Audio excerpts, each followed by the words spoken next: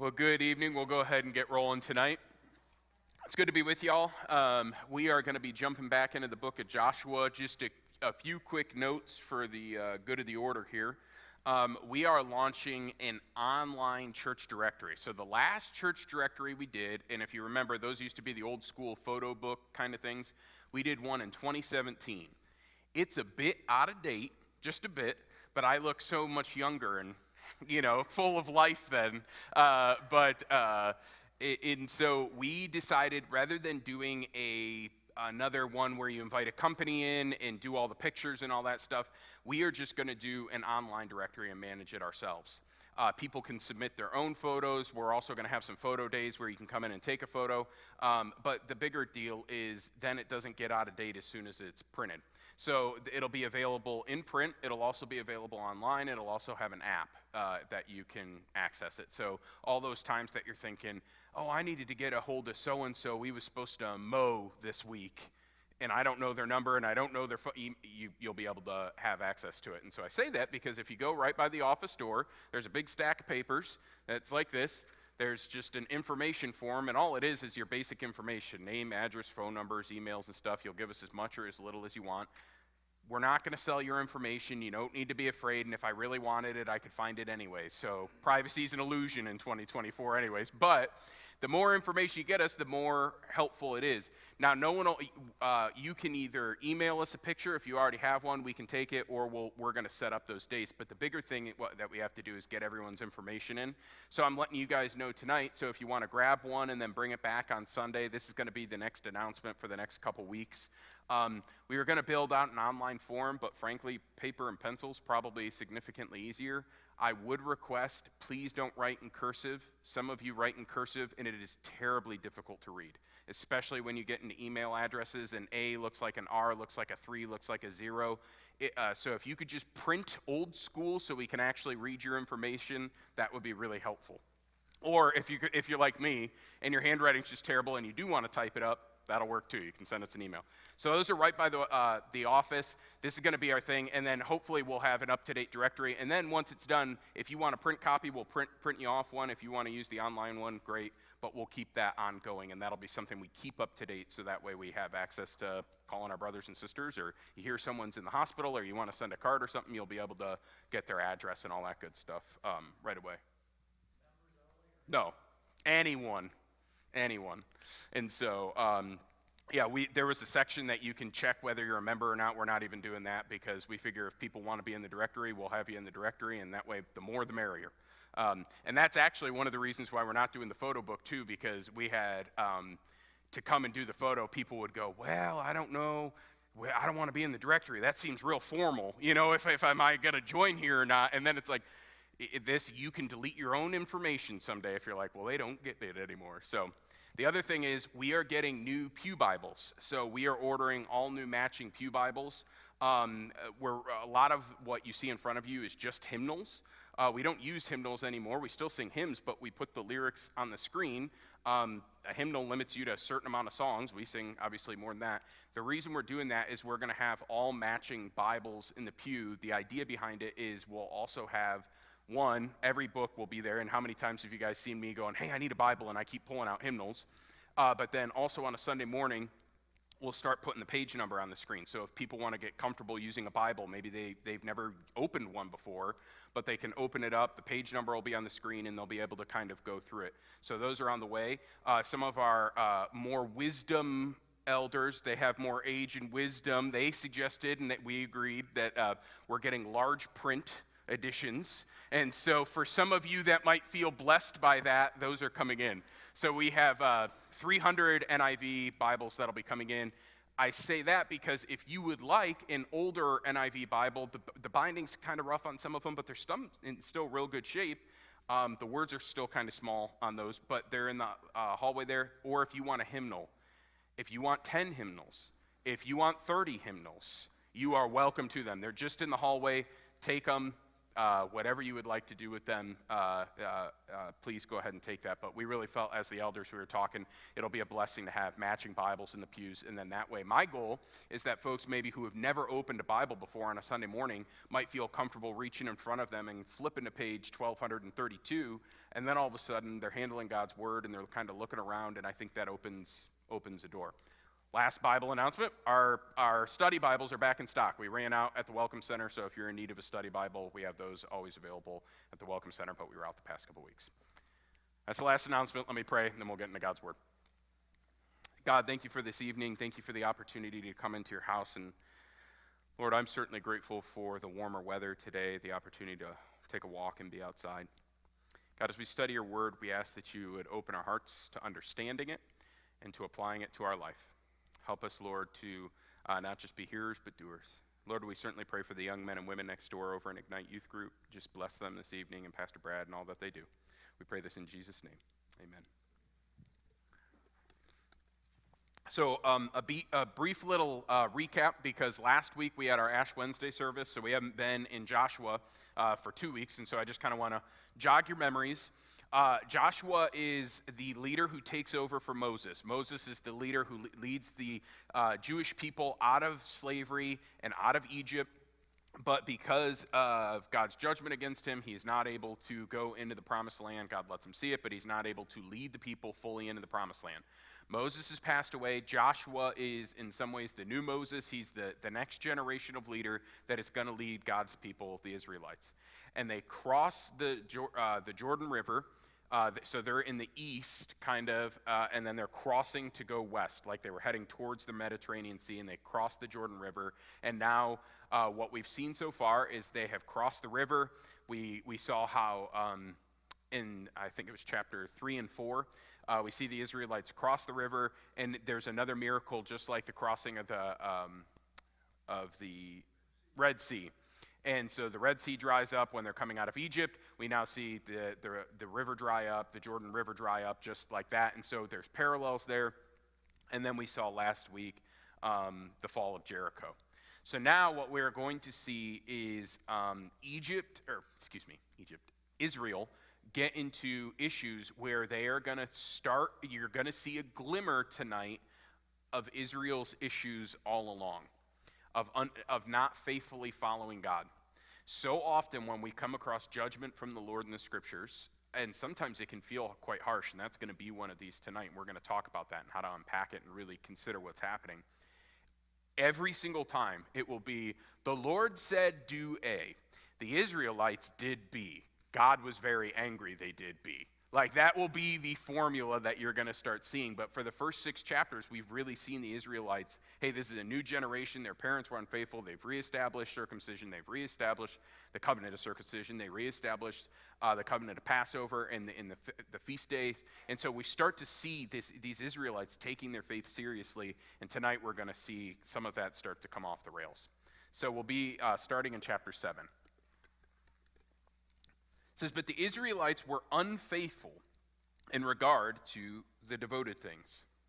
Achan, son of Karim, son of Zeram, and son of Zerah, of the tribe of Judah, took some of them. So the Lord's anger burned against Israel. Now Joshua sent men from Jericho to spy on Ai, which is near Beth Aven, the eastmost part of Bethel, and told them, go up and spy out the region. So the men went and spied out Ai. When they returned to Joshua, they said, not all the army will have to go up to Ai. Send 2,000 or 3,000 men to take it, and do not weary the whole army, for there are only a few people that live there. So he sent about 3,000. So about 3,000 went up. But they were routed by the men of Ai, who killed 36 of them. They chased the Israelites from the city gates as far as the stone quarries and struck them down on the slopes. At this, the hearts of the people here would be the Israelites, melted in fear and became like water. Then Joshua tore his clothes and fell face down on the ground before the ark of the Lord, remaining there till the evening. The elders of Israel did the same, and they sprinkled dust on their head. And Joshua said, alas, sovereign Lord, why did you even ever bring this people across the Jordan to deliver us into the hands of the Amorites to destroy us? If only we had been content to stay on the other side of the Jordan. Pardon your servant, Lord. What can I say now that Israel has been routed by its enemies? The Canaanites from all over the other country will hear about this, and they will surely surround us and wipe us out from the earth. What then will you do for your own, what then will you do for your own great name?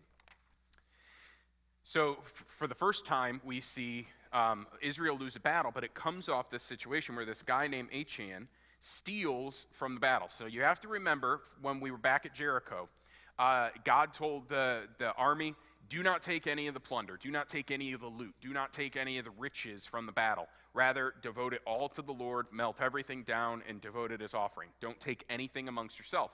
That was an uncommon command, and what was far more common would have been the fighting people, if they went and fought, and then they came across a house with a nice golden lampstand or something, they took it. If they came across a farm with a donkey, they took it, and that would have been perfectly appropriate. But at the Battle of Jericho, God said, no, everything is devoted unto me. This is your first battle. I want to show you that I'm the reason you're winning.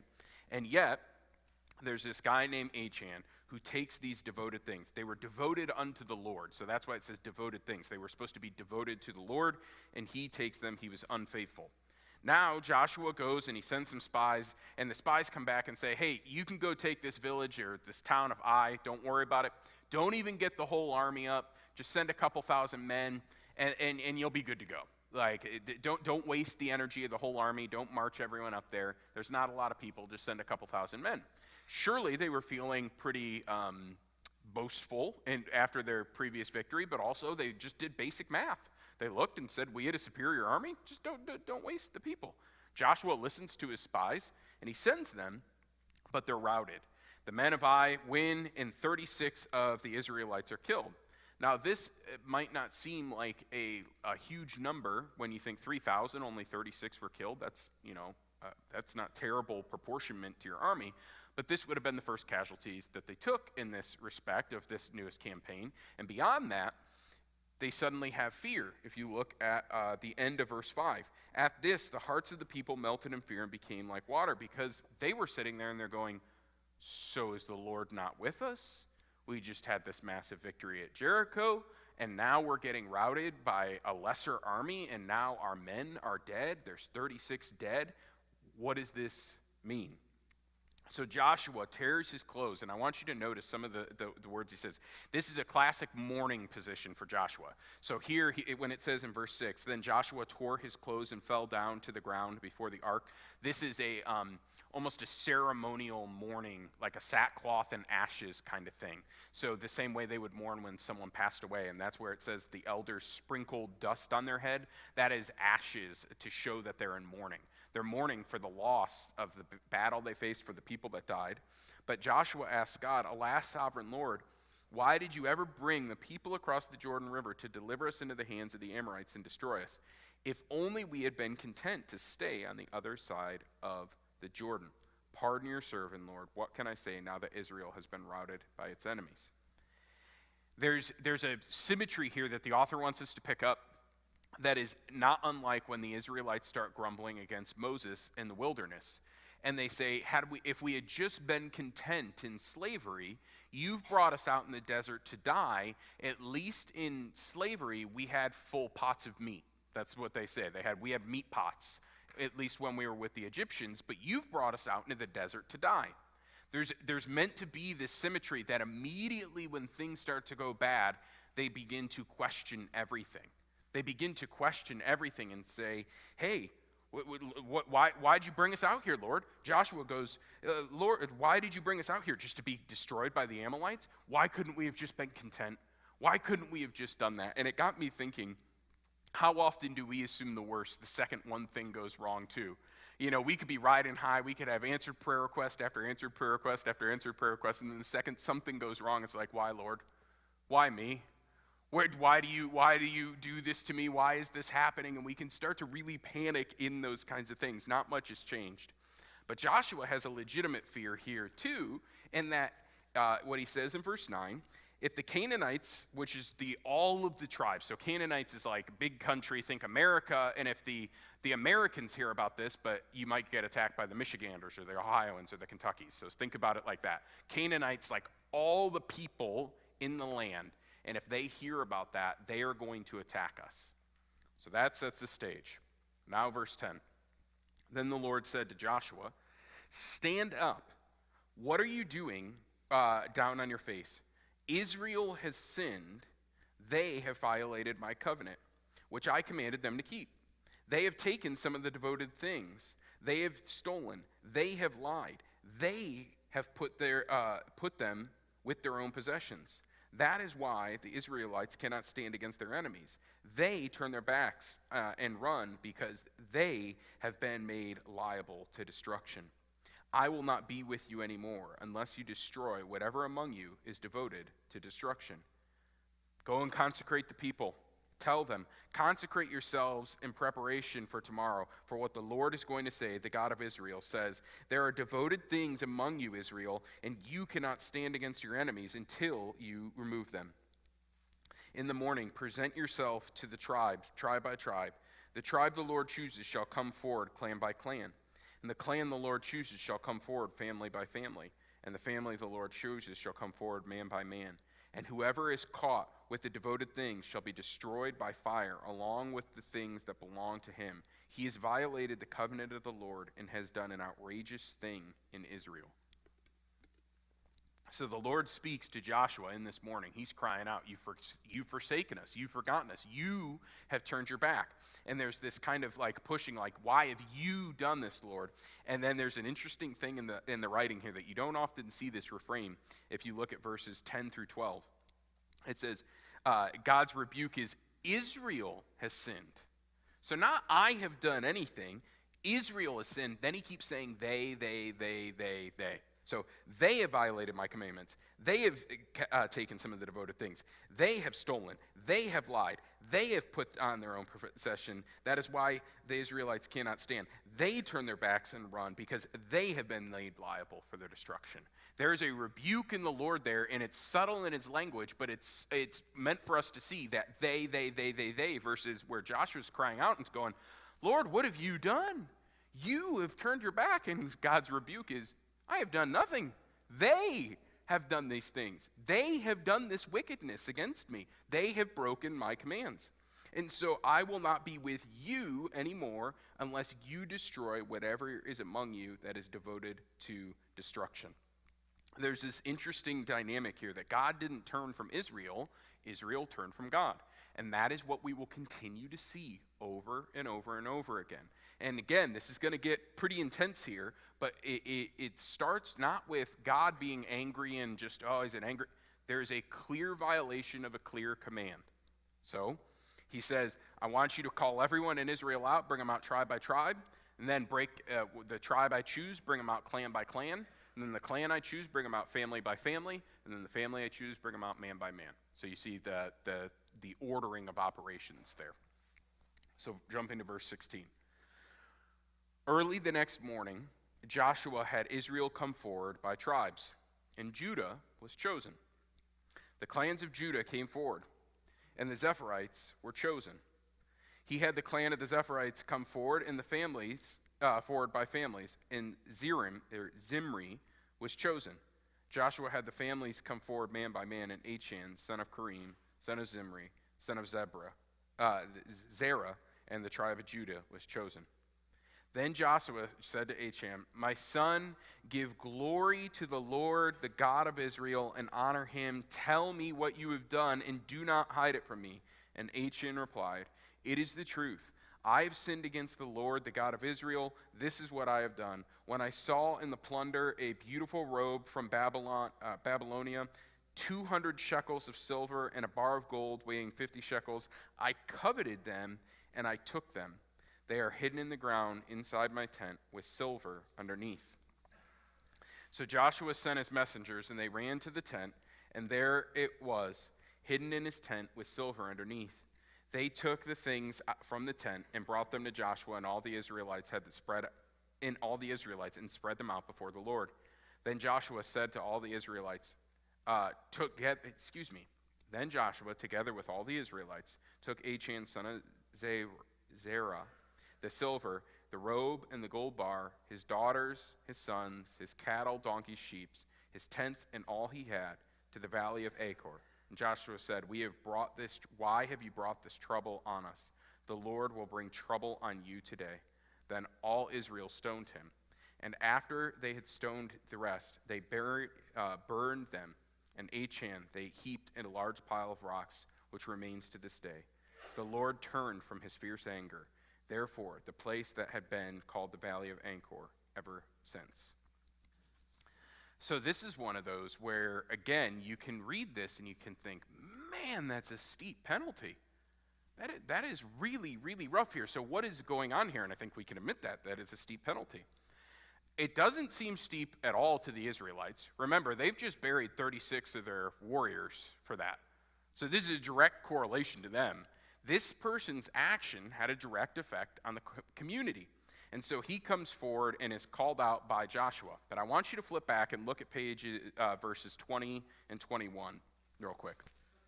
This is after Joshua calls him out. And he says, "It is true, I've sinned against the Lord, the God of Israel. This is what I've done." Now, Achan knows why they're in the field, or why they've been called out. And he's watching it go tribe by tribe, and he's got to be thinking, there's no way. There's just no way. There's 12 tribes. You get 1 in 12 chance, is the Lord really in this? Then his tribe would say, okay, you really going to get the right clan, though? How many clans are in a tribe? I don't know, a lot. Uh-oh. But are you still going to get the right family? Okay. Oh, are you going to get the right man? And to that person, at not one point does he come forward and confess. So remember that, because it can look like in our minds, we'll go, but he confessed. He said no, he was caught. In no way did he confess. He was caught by the Lord bringing him forward. And so there are times where we can look at this and say, man, but God, he confessed to his crime, and it's like after he was caught. That is completely different. Joshua calls him out and says, "My son, give glory to the Lord, the God of Israel. Tell me what you've done. Do not hide it from me." But what's there to hide when the Lord has already called him out in front of all the people? Imagine I just said, okay, I need the third row to stand. I need the fourth person to stand. I need you to come forward. And I knew someone in the church did something, and it was like, well, he kind of knew, and I did it. Now he's calling me forward. He was caught red-handed. But I want to look at his language real quick and see if you guys picked this up, because I didn't until I read it into commentary today, and I thought it was brilliant. Verse 21, "When I saw in the plunder a beautiful robe from Babylonia, 200 shekels of silver and a bar of gold weighing 50 shekels, I coveted them and I took them." So Achan's move was he saw, he coveted, and then he took, and then it led to his destruction. Think for a second, where have you seen that story play out? They saw, they coveted, they took. Bingo. Genesis 3. Let me read it for you. So go into the original sin. This is Eve. And God tells Adam and Eve, do not eat from the tree of knowledge of good and evil. You can do anything else. If you eat of it, surely you will die. The serpent comes and tempts Eve. And then in chapter 3, verse 6, it says, "When the woman saw that the fruit of the tree was good for food and pleasing to the eye, and also desirable for gaining knowledge," coveting for gaining knowledge, "she took some and ate it."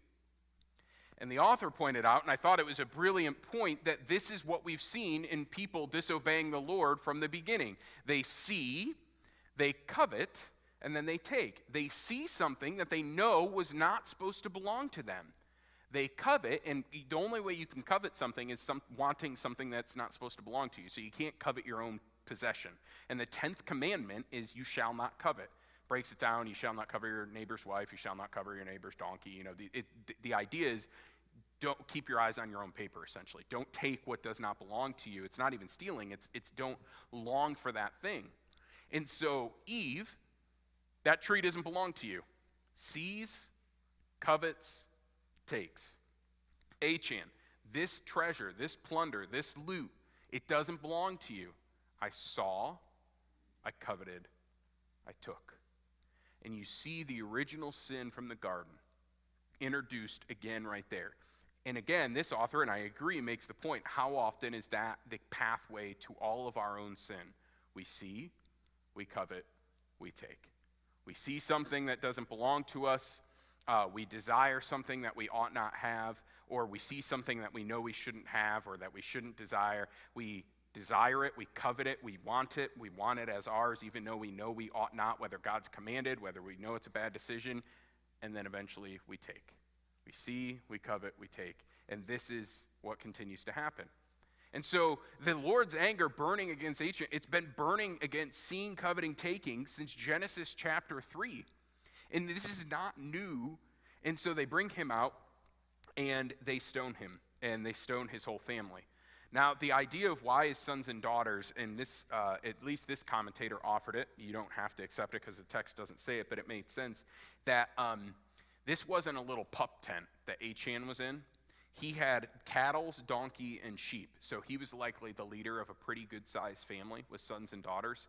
So this tent would not have been like, oh, I went back to my campsite and I hid it under my tent. This would have likely been a large family tent that his family would have known what he was doing, that they would have been an accomplice in this kind of reality because they would have known what he was doing. And beyond that, by him having cattle, donkey, and sheep, that's a symbol of his wealth. This was a wealthy man. So he stole even though he was not in need. This wasn't to put bread on the table. This wasn't to, feed his family. This was, I want more from what I have. So he stoned him. The author then of a commentary I was reading today, and I thought it was well put, because I can struggle at times when I read this. This is just my own personal struggle. Some of you have such a high sense of justice that you're like, got what he deserved. Broke a command of the Lord. It was pretty cut and dry. God said, don't do that. You did that. I struggle and I think, man, let he who is without sin cast the first stone. I'm thinking through these teachings of Jesus. But there has always been something different in the Old and New Testament, that when you lie and it brings down the assembly, like the gathered body, the Lord deals with that harshly. Now put your New Testament glasses on, your New Testament brain. Where does the Lord deal harshly with people who lie and bring down the church? Well, think before that. In Acts. Ananias and Sapphira. These people in the New Testament church is forming, and they have all these needs. And they have like legitimate needs they need to, and so they come forward and they say, hey, we're going to sell a bunch of property and we're going to give really generously to the church. And then they come in and they say, hey, we're going to sell everything and give it to the church. And they sell their stuff for $1,000 and then they give $200 to the church or whatever. But they tell the church, we gave it all. We're giving everything. And they drop dead in front of Peter. And first Ananias drops dead, and then he calls his wife in, and he's like, hey, how much did you sell everything for? Oh, yeah, no, we gave everything. And he's like, yeah, your dead husband's over there. And then she drops dead. And it's a startling scene that we often don't remember in the New Testament, because it's like, man, that doesn't seem... It is the same ethos that really runs through here, that when you bring corruption into the whole house and you start corrupting the whole body, there is far greater judgment that is brought upon that. And so you see it in Achan here, and you see it all the way through. And I bring that up because it's easy at times in our minds to say, well, that's Old Testament. I don't know about New Testament. It is the same God, and it is the same ethos. Steal, saw, covet, kept, or took. And you see it again in the New Testament. There was disobedience, and his pollution brought the whole community into a harsh penalty. Those families who were likely burying their husbands, their sons, the patriarchs of their clans, because they lost in battle because this person was corrupt and stole, I doubt that they felt too broken up about the punishment, because they were laying to rest. There was real consequences for this sin. So that's chapter 7, and it's the first time, and this is going to be a theme as we continue to go, where you're thinking, man, why would he do that? Like, the Lord is doing all these cool things. Like, why would you're seeing God's hand, you're seeing these things because it is the same sin in Genesis 3. Why did Eve do it? She's walking with the Lord in the cool of the day in the garden because she saw, she coveted, she took. Adam saw, he coveted, he took. It is the same thing that runs through it there. Any questions on chapter 7 there? Yeah, Kurt.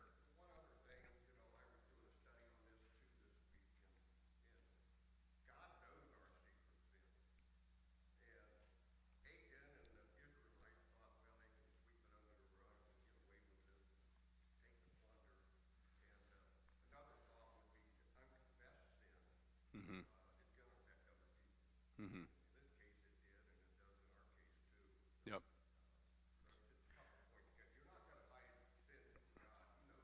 Mm-hmm. The unconfessed part is something, for those watching online, Kurt talked about how hidden sin and unconfessed sin, like God was not, when he's bringing out the tribes, one commentator made a comment of, did God do it slow rolling to give him an opportunity? He didn't just come, he could have said just, hey, Chin, your family, come forward.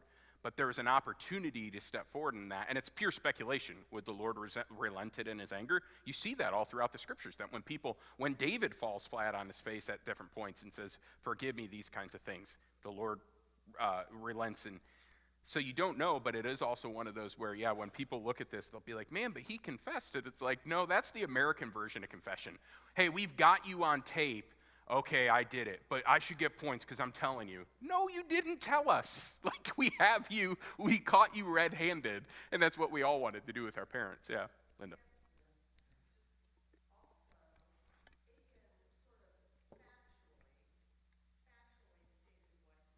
Mm-hmm. No.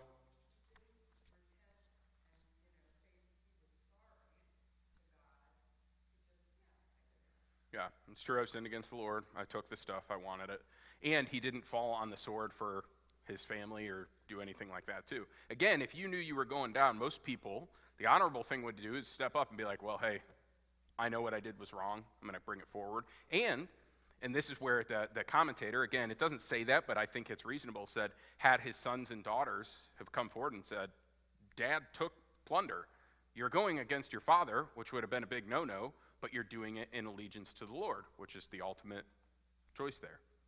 It just gives us a lot of angles to think through, and as we're seeing that, and again, where you're seeing Israel start to deal with its own humanity, its own fallenness, it never follows God as a perfect people in the same way the church never follows God as a perfect people. It's easy for us in the church to look back on the Israelites and go, man, oh man, you guys just, every time you screw it up. But then if we look at the church ever, we should not cast that first stone as the church because we screw it up all the time too. Not just Salina First, but the church of Christ.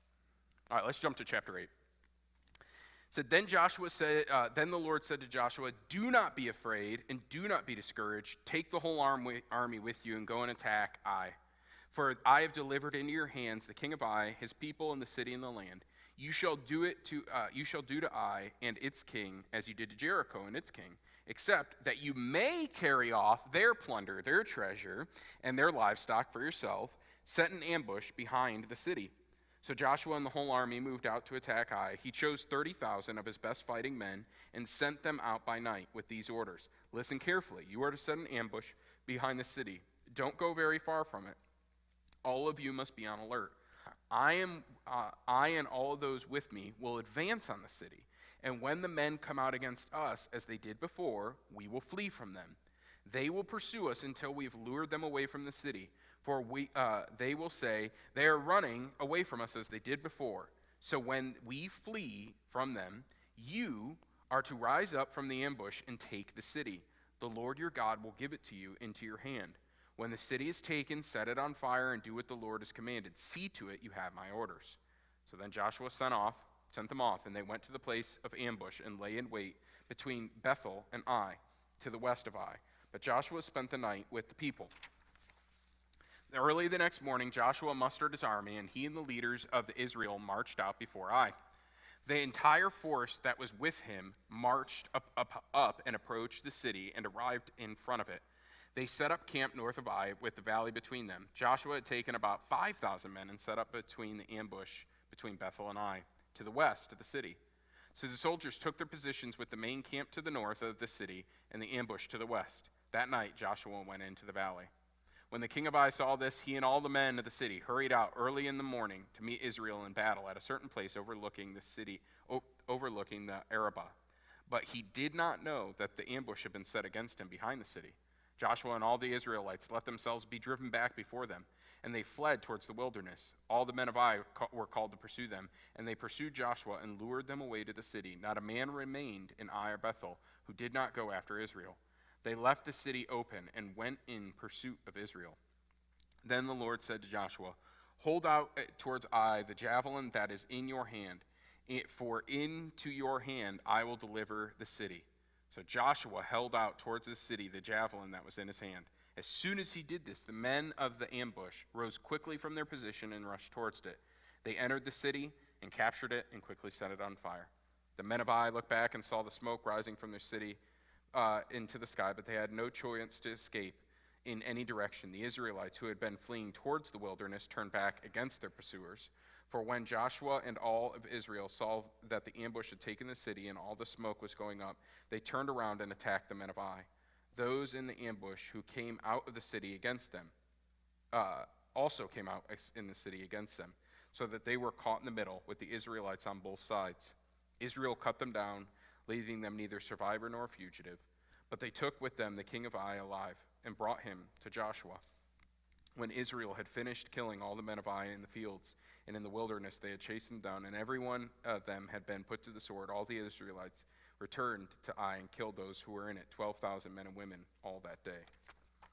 For Joshua did not draw back the hand that held out the javelin until he had destroyed all the people of Ai. But Israel did not carry off for themselves the livestock and the plunder of this city. But Israel did carry off the livestock and the plunder as Joshua had instructed. So Joshua burned Ai and made a permanent heap of the ruins, a desolate place to this day. He impaled the body of the king on a pole and left it there until the evening. At sunset, Joshua ordered that the body be taken from the pole and thrown down at the entrance of the city, and they raised a large pile of rocks over it, which remains to this day. So we see Israel finally get back into fighting form, but what's interesting is instead of sending 3,000 men, Joshua sends 30,000 men. And you see a direct change there of the Lord never said, yeah, just send out a little force, just do this thing, you're fine, you're going to do. Joshua's taking it seriously. He's putting his whole army into it, which is what a good leader does. If you can send more people to accomplish your task ahead of you, you go and you do that thing. So he sets up an ambush, sets up some guys behind the city, they go in front of the city, and it looks like they're going to get beat again. The citizens of Ai think, hey, we beat them before, we'll beat them again. Israel fakes a retreat so that the army comes out after them. They leave their gates. They start to come out after them. Israel retreats.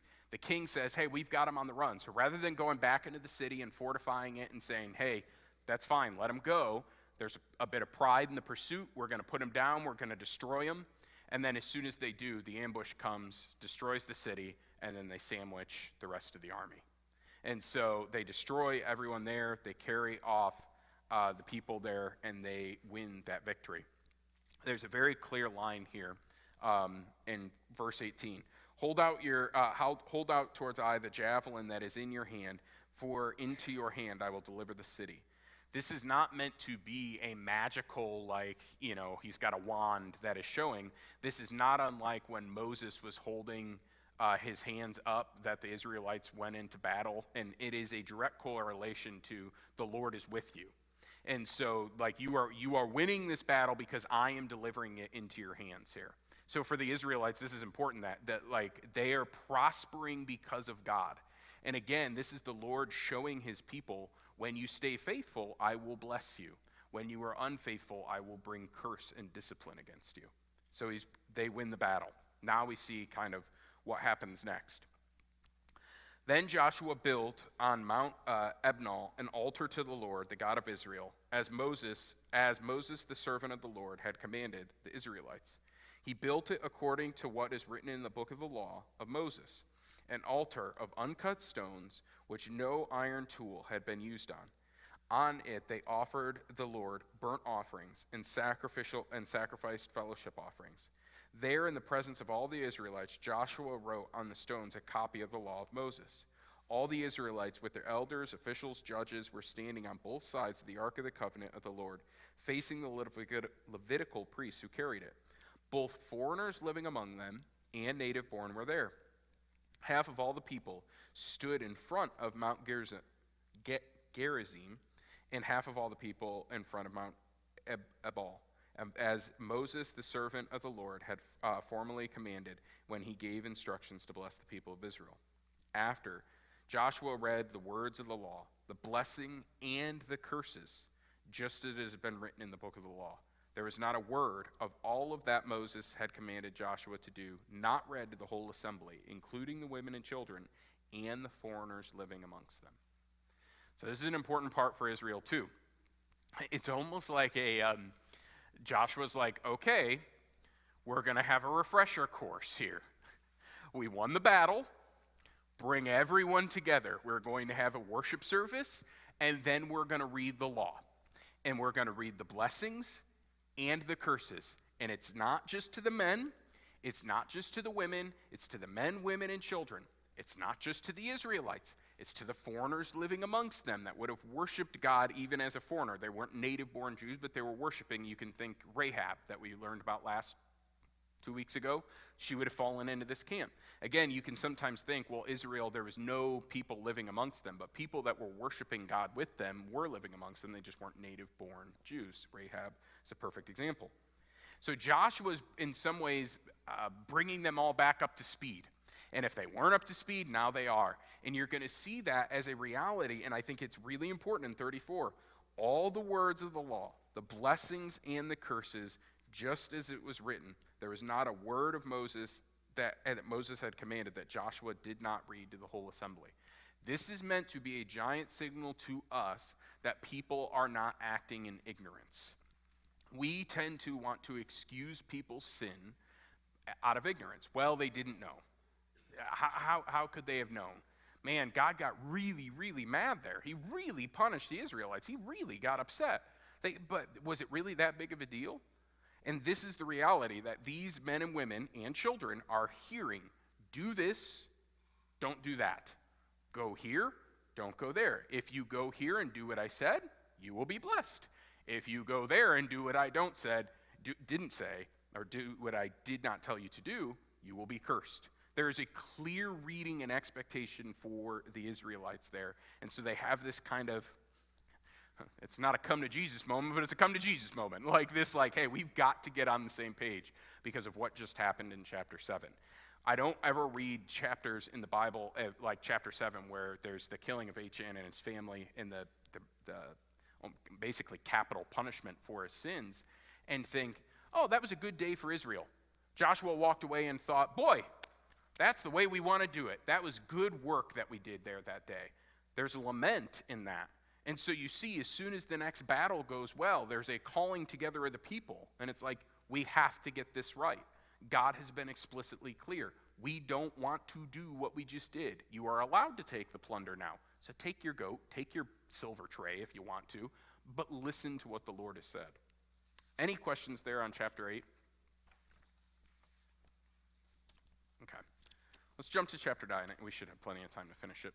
This is one of my favorite chapters in Joshua. It's comical, but also shows you how people were fearing the Lord, but also how the Israelites stumble again. Now, when the kings of the west and the Jordan heard about these things, the kings in the hill country, in the western foothills, and all along the entire coast in the Mediterranean Sea, as far as Lebanon, the kings of the Hittites, the Amorites, the Canaanites, the Perizzites, the Hivites, and the Jebusites, they all came together to wage war against Joshua and Israel. However, when the people of Gibeon heard what Joshua had done to Jericho and Ai, they resorted to a ruse. They went as a delegation whose donkeys were loaded out with worn sacks and old wineskins, cracked and mended. They had worn patches. They put worn and patched sandals on their feet and wore old clothes. All of the bread in their food supply was dry and moldy. They went to Joshua in the camp at Gilgal and said to him and all the Israelites, "We come from a distant country. Make a treaty with us." The Israelites said to the Hivites, "But perhaps you live near us. So how can we ask us to make a treaty with you? We are your servants." They said to Joshua, but Joshua asked, "Who are you and where do you come from?" They answered, "Your servants have come from a very distant country because of the fame of the Lord your God. For we have heard of the reports on him and all that he did in Egypt and all that he did to the kings of the Amorites east of the Jordan, Sihon king of Heshbon and Og king of Bashan, who reigned the Ashtaroth. And our elders and all those living in the country said, take provisions on your journey, go and meet them and say to them, we are your servants, and make a treaty with us. This bread of ours was warm when we packed it at home on the day we left and came to you. Now see, it is dry and moldy. And these wineskins were filled new, and now see how cracked they are. And our clothes and sandals were worn out by our very long journey. The Israelites sampled their provisions, but did not inquire of the Lord. Then Joshua made a treaty of peace with them to let them live, and the elders ratified it by oath. 3 days after the Israelites heard the treaty with the Gibeonites, the Israelites heard that they were neighbors living near them. So the Israelites set out on the third day and came to their cities, Gibeon, Kiritha, Beeroth, and Kirthim-Jearim. So we can just stay there for a second. So the Gibeonites, the people are like, this army's moving in. They just destroyed Jericho. They just destroyed Ai. Let's try and go make a treaty with them. But they're not going to make a treaty with us if they know that we're the next town over. If someone had already destroyed St. Mary's and Wapak then St. Mary's, and Salina came to him and was like, hey, you should make a treaty with us. They'd be like, no, you're the next town that we're going to take. We're not going to make a treaty with you. So they come up with a rather ingenious plan. They're going to make it seem like they've been on a very long journey. And they're going to say, hey, we're from really far away. You know, we're from Illinois. We're from Indiana. You're not even going to bother us. We're not going to bother you. And we will be your servants. Verse 8. Verse 7, but perhaps you live near us. How can we make a treaty with you? We are your servants, they say to Joshua. They are saying, we'll be a vassal state. We'll send you grain. We'll send you goods. We'll send you a capital like Egypt was for Rome. Like we will be our own city like Israel was for Rome. We'll be our own country, but like we're going to live underneath you. And so they say, they're like, look, we couldn't have lived near you. We've got old bread and our shoes are all worn out. We wouldn't have just done that. Again, it's a pretty clever ruse, to be honest. And it says something interesting here in verse 14, and we're supposed to take this coming right off the last chapter. The Israelites sampled their provisions, but did not inquire of the Lord. And then they made a treaty of peace. So this treaty goes directly against what the Lord would have called them to, wiping out this land. But they did not inquire of the Lord. And one of the commentators talked about how often you and I rely on our own wisdom and rather than the Lord's. So Joshua's doing, he thinks he's doing his due diligence. He's like, well, let me see the bread. Yeah, it is pretty moldy. Yeah, that would take a couple weeks. Your sandals are pretty cracked. That would, the wineskins are kind of running dry. Okay, I guess we'll make a treaty with you. The pursuing peace is not a terrible thing, and if it's someone that's going to be a servant of you and a vassal state to you, that's not so bad. But they did not inquire of the Lord. Again, the writer is putting that specifically for us as the reader to go, that's the mistake. That's the problem. Joshua is doing things, and the elders of Israel are doing things, again, on their own understandings and on their own understanding of how we should do this. And, hey, maybe they're tricking us, maybe they aren't. Well, we'll just kind of lean on our own understanding. So they make a treaty. And now, then 3 days after they make a treaty, they find out that these people live next to them. Flip over to the next page. But the Israelites did not attack them because the leaders of the assembly had sworn an oath to them by the Lord, the God of Israel. The whole assembly grumbled against the leaders, but all the leaders answered, we have given them an oath by the Lord, the God of Israel, and we cannot touch them now. This is what we will do to them. We will let them live so that God's wrath will not fall on us for breaking an oath we swore to them. They continued, let them live, but let them be woodcutters and water carriers in service to the whole assembly. So the leaders' promise was kept to them. Then Joshua summoned the Gibeonites and said, why did you deceive us by saying, we live a long way, when you actually live near to us? You are now under a curse. You will never be released from service as woodcutters and water carriers for the house of God, house of my God. They answered Joshua, your servants were clearly told how the Lord your God had commanded his servant Moses to give you the whole land and to wipe out its inhabitants before you. So we feared for our lives because of you, and that is why we did it. We're now in your hands. Do to us whatever seems good and right. So Joshua saved them from the Israelites, and they did not kill them. That day he made the Gibeonites woodcutters and water carriers for the whole assembly to provide the needs of the altar of the Lord at the place the Lord would choose. And that is what they are to this day. So you see this kind of interesting thing here. Again, this is meant to come right off of, remember, they just read the law. Its blessing is in its curse. One of the law is if you make an oath, you do not break that oath. So all of Israel is going, well, no, they tricked us. Who cares? Let's just destroy it. But Joshua has enough wisdom to say,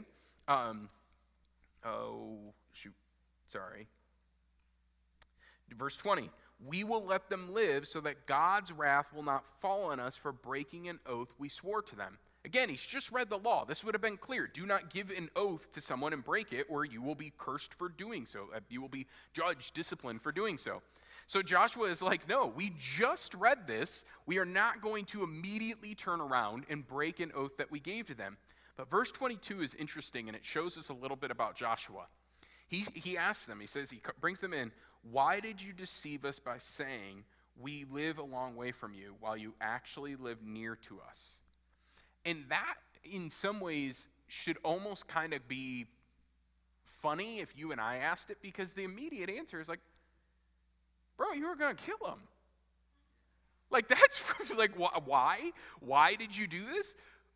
Because you're a giant, scary army that was camped out there, and we knew we were going to get destroyed, so we just thought being clever was better than being dead. But this tells us about, Joshua is not asking rhetorically. He's genuinely asking, and I think it shows us something about Joshua here. This is Craig's speculation. You can disagree. I think it shows us about Joshua that he prefers that in his mind, the noble death and honesty is far better than living in servitude and just toiling away your days. Like, there's this different kind of person that it's like, why would you lie? It's like, well, because you were going to kill us. And it's like, but then you would have died nobly. Then you would have died honorably. But now you're going to live under a curse. You're going to live as slaves of us because we can't kill you because we promised we wouldn't. But, like, is that really a better life? And I think that helps you understand Joshua a little bit. That he was like all in on this. And it's like, if I die, I'm going to die doing what I'm called to do versus living in a ruse and eating moldy bread to try and lie about what I did. But when you read that, it should kind of come off like, well, why'd you do that? And they say, because we're afraid of you? I mean, they answer honestly. Yeah, Karen. That's the question. So if he honors the oath he made, keeping with the Lord, but does not petition the Lord. It just, the only gut says pride of just thinking, oh yeah, no, we checked their provisions and story seems to match up, but you can't say for certain, right? Yeah, later on, King Saul actually destroyed all of the remnant of the Gibeonites, and that led to a 3-year famine. I didn't even pick that up.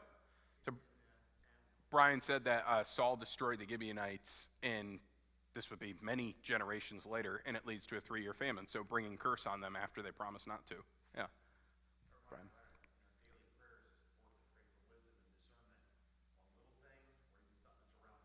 Yep.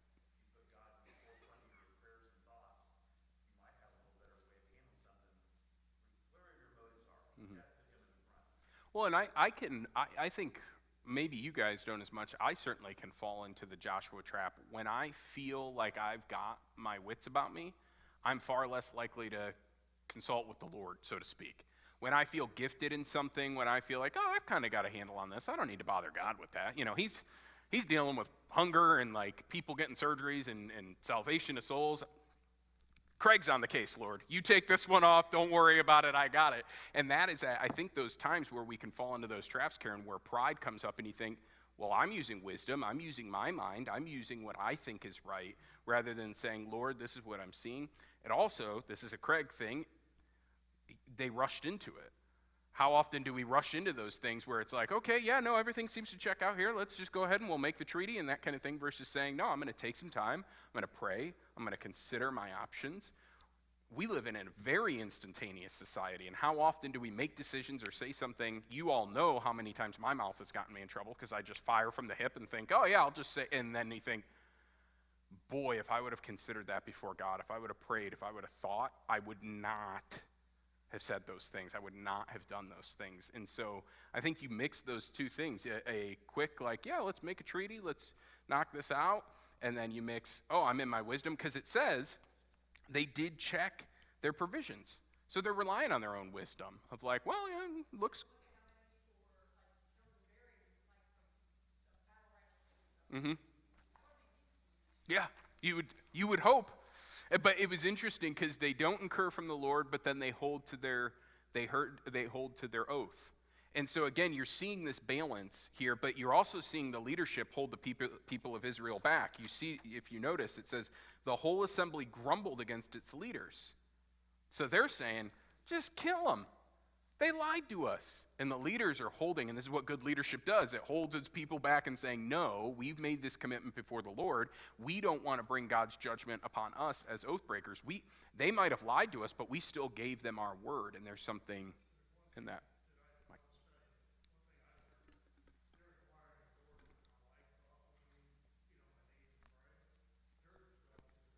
Mm-hmm. Whether it's lots or whether it would have been seeking. Yeah. Mm-hmm. Yeah, some type of sign. Mm-hmm. Mm-hmm. They saw. Mm-hmm. Mm-hmm.